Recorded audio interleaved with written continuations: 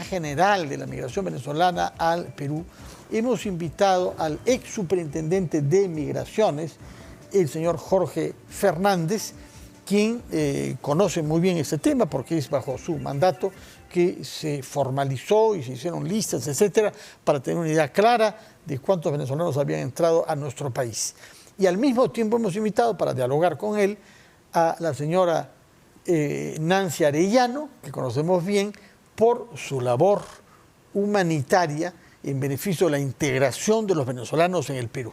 Es una realidad que hay muchos venezolanos aquí, hay que hacer lo posible para que vivan de la mejor manera y hay algunos estudiosos que incluso sostienen desde ya que la presencia de venezolanos en el Perú es positiva para nuestra economía y para nuestra sociedad. Remito sobre todo al director del centro, al Consorcio de Investigaciones Económicas y Sociales, señor Javier Portocarrero, quien ha demostrado esto con cifras producidas, entre otros, por agencias internacionales.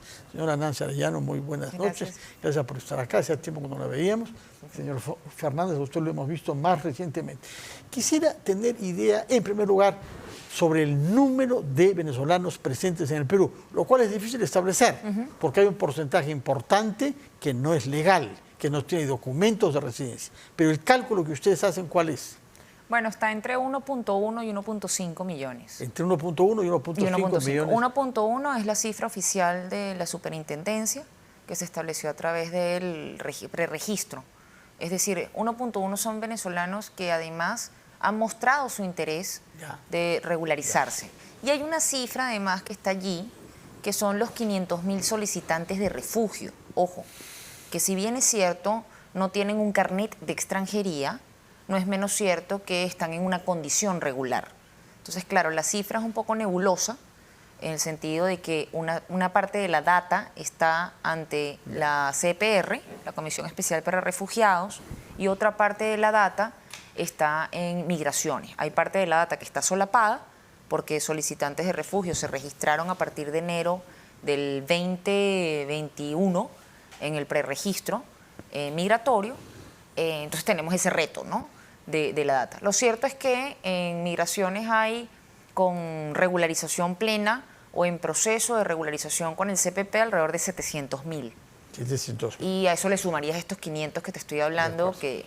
Entre 1.100.000 y 1.500.000, de los cuales, ¿cuántos viven en Lima metropolitana? Alrededor del 80%. El 80%. Entre 75 y 80%. Eso sí que es una mala cifra. No se ha podido hacer un gran esfuerzo para dispersar la inmigración venezolana de manera que se integre en diversas regiones de nuestro país. Sí, bueno, hay un reto que hay que trabajar, en buena parte tiene que ver con la concentración de servicios. O sea, la misma lógica, 1/3 de la población del Perú vive en Lima. En el caso de la distribución demográfica de los migrantes, alrededor de un 30% está fuera de Lima, 70% está concentrado en Lima. En un momento incluso con la CPR, con el tema de la Comisión Especial para Refugiados, tenía que ver con que la sede estaba en Lima, estaba aquí al lado, de hecho. Sí. Y eso, bueno, lleva a que muchos trámites, SUNEDU, por ejemplo, solamente puedes hacer el reconocimiento del título en Lima, tienes servicios que todavía no están desconcentrados y es parte, bueno, de lo que también estamos trabajando, por ejemplo, desde CEDRO, ¿no? Yo trabajo en CEDRO como... CEDRO, sí. Que es una organización en realidad creada para la vida sin drogas, ¿no? Sí, se creó en un momento, seguimos trabajando, promoviendo estilos de vida saludables y medios de vida lícitos, y dentro de las poblaciones de riesgo está la migración, sobre todo por lo que tú mencionas, ¿no, Fernando? El tema de la migración irregular, que puede terminar involucrada en temas de trata de personas, con fines de explotación sexual o con fines de explotación laboral asociadas a estos... a todo este tema del crimen organizado a través de la ruta de la droga, razón por la cual de forma proactiva se trabaja el tema de regularización, inclusión económica y buscar que haya una integración social. Nos dará algunos datos sobre eso después.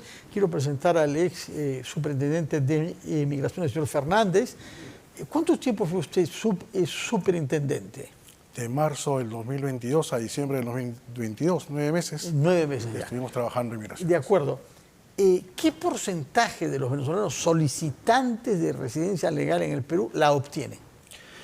Vea usted, los trámites para obtener una residencia legal actualmente son muy engorrosos. Nosotros hicimos una propuesta que comenzaba por la amnistía en multas migratorias que ha sido aprobada en el Congreso, pero todavía no ha sido promulgada la ley. Entonces, lo primero que tenemos que hacer es pedirle al Ejecutivo que promulgue la ley que permita la exoneración de las multas migratorias, de modo tal que aquellas personas que tienen 15.000, 20.000 o más soles en multas puedan acercarse a migraciones y inscribirse de manera rápida, dejando sus huellas digitales, dejando su foto, que permita a la seguridad ciudadana, a la Policía Nacional, poder tener un mayor control. Saber quiénes hay con y quiénes vivimos. Y poder identificarlo por huellas digitales y fotos, ¿no? Por ejemplo, quiero tocar el caso del Sereno de Surco. Sí. Habían las imágenes desde un primer momento de la persona. Sí. Si hubiéramos tenido el registro de esa persona, huellas digitales y fotos, con un reconocimiento facial que incluso está en internet de manera gratuita, hubiéramos podido saber quién era de manera rápida. Ahora, en el caso de ese asesino, que también es venezolano, desdichadamente, sabemos su nombre y su prontuario gracias a Venezuela. Exactamente. Es Venezuela que nos ha transmitido el prontuario, los servicios policiales de Venezuela, porque pese a las malas relaciones políticas, aparentemente hay buenas relaciones a nivel de las policías, se mantienen intercambios, tal como ha sucedido con Colombia, en este caso con el del feminicida. Pero en el caso del que mató al Sereno, el prontuario, que era nutrido, porque ya tenía otros homicidios en su propio país natal, fue rápidamente dado con el nombre y a partir de las fotos que la policía peruana pudo dar de esas cámaras, ¿no? Claro, eso es exactamente lo que le vengo a manifestar. Si nosotros tuviésemos nuestro propio registro y hubiéramos identificado mucho más rápido a esta persona, y es un tema que para mí es muy cercano porque uno de mis primos hermanos trabaja en el Serenazgo de Surco, entonces pudo haber sido mi primo hermano, esa persona. Pero hay que dejar en claro una cosa. ¿Qué cosa es migrante, qué cosa es refugiado y quiénes son las personas que vienen a delinquir? El migrante es aquel que abandona su país por una mejora en la vida, un nuevo trabajo, una mejora económica. Un refugiado es aquella persona que, siendo perseguida en su país de origen, busca la protección en otro país.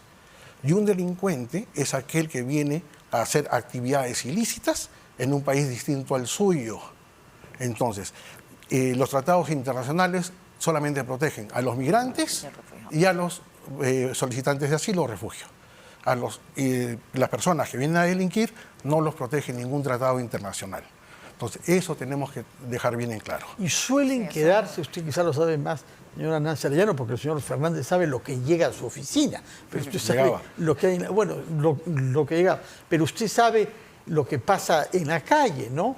Debe haber un porcentaje de migrantes que no aspiran a tener ninguna documentación legal y que se acostumbran a vivir ilegales. Mira. Y eso pasa en todos los países del mundo, sobre todo si saben que hay un prontuario, como es el caso del que mató al Sereno, que había asesinado a alguien en Venezuela. Eso Bueno, o sea, estamos hablando de, como dice el doctor Fernández, de dos cosas, ¿no? Cuando estamos hablando, por ejemplo, de crimen organizado transnacional o estamos hablando de estos delincuentes que ya operan a nivel internacional, de distintas nacionalidades, además, debo decir, porque no es un tema de que haya correlación entre nacionalidad y delincuencia, y me gustaría que Sí, que está eso lo clarísimo, podamos porque hay hablar. una enorme cantidad de venezolanos. De lejos son la más grande comunidad extranjera en Sí, Perú. pero, ¿no? pero de hecho en las tasas, por cada 100.000 habitantes, de hecho está muy por debajo de la tasa, incluso de los nacionales. O sea, no hay un aumento de la criminalidad en razón de la llegada de la migración. Y eso creo que es Quizás importante. ciertas modalidades. En las tasas, dicen, ¿no? en las tasas. En las tasas, pero en las modalidades quizás, ¿no? No, en las tasas, en líneas generales, o sea, hay un tema mediático que ya hay estudios incluso de cuánto se repiten las noticias de criminales de nacionalidad extranjera, mayoría venezolana en el caso del Perú, porque hay un tema ligado al rating, a los likes, a los views, al morbo, que genera, ¿no?, un apetito sobre esa otredad. Sin embargo, respecto a su pregunta, cuando hablamos de estos delincuentes, en efecto, operan sobre pasos no regulares entre los territorios. Desde Colombia pasan por Ecuador de manera irregular, pasan por Perú de manera irregular, por lo tanto no hay traza. Entonces es importante favorecer los pasos regulares. ¿Qué ha pasado? cuando se ha pretendido controlar la migración, se han puesto barreras al ingreso. Y las barreras al ingreso, cuando no hay control absoluto sobre las fronteras, y sabemos que ni Estados Unidos ha podido establecer un control absoluto sobre la frontera, o sea, no se trata de de una negligencia como tal del Estado peruano, sino de una imposibilidad material de poder proteger al 100% las fronteras. Se fortalecen más bien las redes de tratantes, y eso significa que se vuelven más fuertes, más fluidas, más fáciles para que muchas personas transiten so pena de los riesgos de caer en las redes de trata, insisto, y tráfico de personas. Pero además son autopistas para los delincuentes. Entonces, no propiciar puntos de control migratorio sencillos, requisitos viables, alcanzables, conseguibles, para que haya el paso regular de quienes en efecto buscan o la migración o la protección del Estado, en efecto es favorecer pero que haya toda una ¿cómo se podría nubosidad? discernir en la frontera a las personas que no quisiéramos que entren por su prontuario? Ese es el problema. Si vienen sin documentos. No, pero es que el tema justamente es ahí. O sea, la mayoría ha ingresado con documentos. Eso es importante resaltarlo. Sí, pero no documentos policiales. ¿Cómo sé que este señor que ha matado al sereno... ¿Cómo pasa con el turista? ¿Ah? ¿Cómo pasa con el turista? La única nacionalidad que tiene visado en Sudamérica es la venezolana. Sí. Es la única. Sí. Y no solamente hay delincuentes venezolanos. No, no, claro que no. Lo que pasa es que en general es solamente de las dictaduras que aparecen personas sin documentación. Claro. Y donde no se puede verificar si tienen un prontuario o no. Tienes en total, por ejemplo, 2022 hubo un total de denunciados, de 2.400 denunciados a nivel nacional, pese a lo que salió el domingo. ¿Venezolanos? Sí, venezolanos. Estamos hablando que en el último semestre fueron 1.249, frente a la media nacional de 66.354 casos. Eso representa el 1.84%. En la tasa por cada 100.000 habitantes, o sea, para llevarlo a la comparación, en el caso de mujeres son 46 por cada 100.000 denunciadas. En el caso de hombres, 120 por cada 100.000 para el caso de extranjeros de nacionalidad venezolana. Para nacionales es 302 en el caso de los hombres y 111 en el caso de mujeres. O sea, estamos hablando que es 2.5 veces menos o 2.5 veces más el caso de los nacionales. O sea, no hay una correlación. Yo creo que eso es importantísimo dejarlo en claro, porque también es cierto que en la integración pues natural que se viene dando en la migración, sin duda, y con los nacionales, hay 78.000 niños peruanos de primera generación que han nacido en este país. Hijo de uno o una venezolana. Exacto. ¿Cuántos son? 78.000, según RENIEC. Y las cifras que estoy dando son de la PNP. Entonces son las cifras oficiales por portal de transparencia. En el caso de víctimas, fíjate tú, sí hay 7.767 personas de nacionalidad venezolana que han denunciado ser víctimas los últimos 6 meses. O sea, casi 4 veces más de los denunciados son denunciantes. Entonces, yo creo que esas son cosas que hay que poner en claro, por un lado. Por otro lado, respecto a la seguridad, si bien es cierto, hay retos en materia de identificación, no es menos cierto que hay una experiencia territorial del corredor. Es decir, trabajar de la mano entre Colombia, Ecuador, Perú y generar documentos de identidad. Y Chile, ¿no? Porque y Chile, estamos claro. viendo en estos generar días, documentos de identidad que permitan ese tránsito, generar un carnet con chip estándar ICAO que permita ir garantizando la identidad. Recordemos que los sistemas de identidad son relativamente nuevos. Las cédulas de identidad en Venezuela se establecieron en el año 41. El DNI, si mal no recuerdo, creo que no tiene 30 años. Bueno, pero antes se usaban otros documentos. La libreta. Libreta electoral. E incluso para había los adultos, pasaporte ¿no? familiar. Sí. Entonces, o sea, el tema de asociar la identidad a los flujos de información expedita cada día que vamos avanzando en términos de interoperabilidad.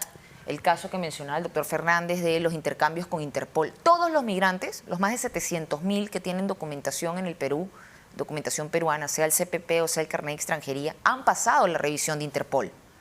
Pasan la revisión de Interpol. Y ahí hay un intercambio de información en efecto con Interpol Venezuela. Pero además se solicita para el cambio del carnet de extranjería hoy día que des los antecedentes de los últimos 5 años de los países donde hayas residido. Eso es un requisito de migraciones. O sea, hay una serie de seguridades. Pero habrá muchos que no tienen documentos, que han llegado acá sin documentos. Y los tienes en todos lados. Sí, en todas partes, pero quienes salen en condiciones difíciles de su país. Pero si facilitas la regularización y haces fiscalización, y es fácil la regularización, te vas a encontrar con que el 1 tiene, 2 tiene, 3 tiene, 4 tiene, llego al 99, llegué al que no tiene y ese es el que reviso. Señor Fernández, pero tengo que hacer ¿cómo fácil reacciona la usted regularización ante la información que nos ha dado la señora Nancy Arellano? Hay que ser concretos. Cuando estuvimos a la cabeza de la Superintendencia de Migraciones, planteamos una tarjeta de registro temporal, que a toda persona extranjera que se encuentra en el Perú, aplicada ya la amnistía en materia de multas migratorias, se le entregue un carnet con chip, como dice la doctora, y de esa manera poder comenzar nosotros el control posterior. ¿Por qué? ¿Qué es más importante? Saber con quiénes estamos, huellas digitales, imágenes, vínculos familiares, o cobrar la multa. Evidentemente la seguridad ciudadana está primero. Y además estaríamos cumpliendo el Pacto Mundial de la Migración, que nos obliga, Chile no lo ha firmado, dicho sea de paso, pero nosotros sí, y nos obliga a respetar los derechos humanos de los migrantes, entre ellos el derecho a la identidad. En todo caso, lo hacemos porque tenemos muchos más migrantes afuera que lo que recibimos aquí. Nunca hay que perder de vista de esto, que hay más de 3 millones de peruanos que están queriendo que hayan esos pactos ahí donde viven para no hacerse maltratar. En Sudamérica y en América en general, solamente 2 países no han firmado el Pacto Mundial de la Migración: Estados Unidos y Chile. Brasil está en una disyuntiva, pero todos los demás países lo han firmado. ¿Cuántos peruanos hay presumiblemente viviendo en Chile? Presumiblemente alrededor de medio millón. ¿Medio millón? Alrededor de medio millón. ¿Y en Argentina? Una cifra un poco menor. Un poco menor. Ya. Bueno, y Estados Unidos es el primer destino. Sí, en Estados Unidos tenemos más de 1 millón. 1 millón, o sea, solamente en esos 3 países sería la región más grande del Perú. Correcto. Más grande que Piura y que La Libertad. Y la migración que tenemos nosotros hoy día es una población mayor a la de Piura, a la de La Libertad, de Arequipa o la de Cusco, que son o del Callao incluso, que son las regiones más pobladas después de Lima. No hay que perder de vista el deber consular, ¿no? O sea, en efecto, en el caso de la frontera, por ejemplo, ahorita con Tacna, tanto Haití como Venezuela tienen un deber que cumplir en materia de identidad, lo que tú mencionabas, ¿no? No solamente a nivel policial, sino a nivel de la documentación vigente y hacer que esa documentación sea accesible, porque el deber de identidad primario lo tiene que cumplir el Estado de origen. Ahora, en efecto, cuando el Estado de origen no puede jugar en el tablero, por lo que tú mencionabas justamente, y ahí entra todo el sistema de refugio. Puede jugar. Nada impide que las autoridades No, el deber consular se debe cumplir siempre. Aún en la Segunda Guerra Mundial, cuando se rompió relaciones con la Alemania nazi, había consulados y se mantenía la relación consular. O sea, es parte, insisto, del deber más básico. Hubo peruanos que pasaron toda la guerra en Alemania y había que responder por ello. Entonces, el deber más básico tiene que ver justamente con el acceso a la documentación. Entonces, allí, insisto, más allá de si las relaciones a nivel político son o no son, a nivel consular debe garantizarse el acceso a documentación. ¿Y qué es lo que está pasando en Tacna? ¿Está usted informado, señor Fernández? Sí, lo que está ocurriendo es que Chile tiene su propia política migratoria, el Perú también tiene su propia política migratoria. Nosotros exigimos visa a los ciudadanos venezolanos para que ingresen al Perú, pasaporte y visa, que como es conocido, estos ciudadanos venezolanos es muy difícil obtener el pasaporte y mucho más difícil obtener la visa peruana para el ingreso. Entonces, lo que se está permitiendo es el ingreso de la población vulnerable, llámese personas de la tercera edad, madres con hijos menores de edad, pero ¿eso qué conlleva? Que estamos rompiendo familias. O sea, son familias que están dentro de su propia declaración de paso, porque quieren regresar a Venezuela, quieren ir más allá de Tumbes. Incluso los haitianos también no es una población que se afiance en el Perú, es una población que está de paso, es una población conocida ya muchos años de paso. Estamos hablando de cuántas personas por mes se hallan en esta situación en la frontera chileno-peruana en Tacna.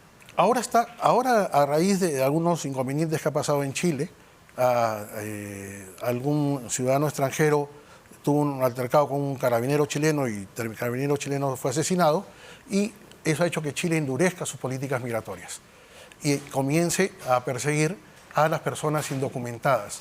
Pero veamos, ellos tienen una política y unos recursos distintos a los peruanos. Nosotros hemos intentado expulsar ciudadanos irregulares con aviones peruanos, aviones del Ejército, de la Fuerza Aérea, y nos han negado los permisos de aterrizaje en Venezuela. Eso quiere decir que la única manera de ejecutar una expulsión masiva, que es lo que algunos sectores del gobierno quieren, sería fletar aviones comerciales. ¿Pero que vayan a dónde? ¿A dónde se deposite esa gente? Tienen que regresar a su país de origen. ¿Venezuela los acepta? Cuando es un avión militar o policial, necesitamos un permiso especial para que ese avión aterrice. ¿Y el Cuando comercial? es un avión comercial, no necesitamos el permiso, el avión aterriza. El problema está en los recursos que se necesitan para expulsar a cada ciudadano extranjero que haya cometido una falta que amerite la expulsión. Por cada ciudadano usted necesita 2 policías. Entonces, si usted necesita 2 policías por cada ciudadano extranjero que lo acompañen hasta el aeropuerto de destino, y además tiene que pagar los pasajes, estamos hablando más de $1.000 por cada uno. Si, digamos, se les da la emoción de expulsar 1 millón, ¿Qué? Pues nosotros calculamos, si bien las cifras oficiales, entre comillas, dicen 1,5 millones, nosotros calculamos que estamos cerca de los 2 millones y no hemos pasado la cifra. ¿Por qué maneja estas cifras? La señora Arellano daba fuentes oficiales, ¿no? ¿Usted por qué aumenta la cifra tanto? Le explico por qué. Existen en la frontera norte pasos irregulares, al igual que que existía en la frontera con Bolivia o la frontera sur con Chile, que permiten, como señala la doctora Arellano, que existan estas mafias de tráfico de personas, tráfico de migrantes, además de las mafias de trata de personas. Y acá hay que hacer una diferencia. Cuando hablamos de trata de personas con fines de explotación sexual o laboral, hablamos de personas que son engañadas en su país de origen y son traídas al Perú para desarrollar estas actividades, sean sexuales o sean laborales. Cuando hablamos de tráfico de migrantes, hablamos de la necesidad que tiene el migrante, que no puede ingresar de manera formal al Perú o a cualquier otro país, y contrata a uno de estos llamados coyotes en la frontera norteamericana y algo similar en la frontera peruana, para que los ayuden a pasar. Es decir, ahí es la voluntad del migrante la que contrata los servicios de este coyote para que lo haga pasar. En ambos casos, tanto en la trata como en el tráfico de migrantes, el Estado está tomando las políticas erróneas. Porque si nosotros restringimos el ingreso formal, lo que estamos haciendo es avivar el negocio de estas mafias. Claro. Y al avivar el negocio de estas mafias, ¿qué es lo que obtiene el Estado peruano? Inseguridad, porque no sabemos quiénes ingresan. Lo que debería hacerse es tener un registro, como dije, de datos, no solamente personales, sino profesionales, que nos permita ir con las huellas digitales, preguntarle a Venezuela, a Colombia, a Ecuador, dígame si esta persona tiene algún antecedente penal. Y es más fácil de poderlo ubicar después. Con el caso de los 78.000 niños que tienen al menos un padre extranjero, venezolano, ahí tenemos al menos 100.000 casos, 100.000 personas que por vínculo familiar ya no pueden ser expulsadas del Perú. Tienen derechos y ya tendrían que estar plenamente Son peruanos de identificadas. primera generación. Sí, ya no tenemos tiempo, pero un tema que es complicado y largo. Quisiera si puede contestar en 30 segundos, señora Arellano. ¿Qué es lo más importante para promover y favorecer la integración de los venezolanos al Perú? Mira, la formalización que arranca con la regularización. Y eso implica que haya una respuesta articulada por parte del Estado. Y no se puede tratar como se hizo en el siglo XIX, porque yo hablé del siglo XX, pero en el XIX sí hubo migraciones masivas al Perú, para lo que éramos en esa época, sí. Por una parte primero de chinos, correcto, luego japoneses y alemanes en la selva central. En los 3 casos fue sumamente positiva a largo plazo. La inmigración que hubo al Perú, promovida desde la época de Ramón Castilla en el siglo XIX. Lo mismo pasará ahora. El Fondo Monetario Internacional habla de que avanzando en la formalización y eliminando las barreras para la inclusión socioeconómica, la migración venezolana puede aportar 4.5 puntos al PBI para el 2030. Bueno, eso es alrededor de 10.000 millones de dólares. Muchas gracias por el dato. En todo caso, es indudable que estamos viviendo un momento realmente conmovedor por dos asesinatos terribles. Sí. Que impactan a la opinión pública, cometidos ambos por uno de un sereno en Surco, el otro de una joven mujer. No, y hay que saber ahí quién es quién. Y delincuente es delincuente. La nacionalidad no debe ser una característica para definir a las personas. Nancy Arellano, fundadora de la ONG Veneactiva, y hemos podido confirmar su activismo, y el señor Jorge Fernández, experimentado ex superintendente de Migraciones. Muchas gracias por su presencia acá. Muy buenas noches.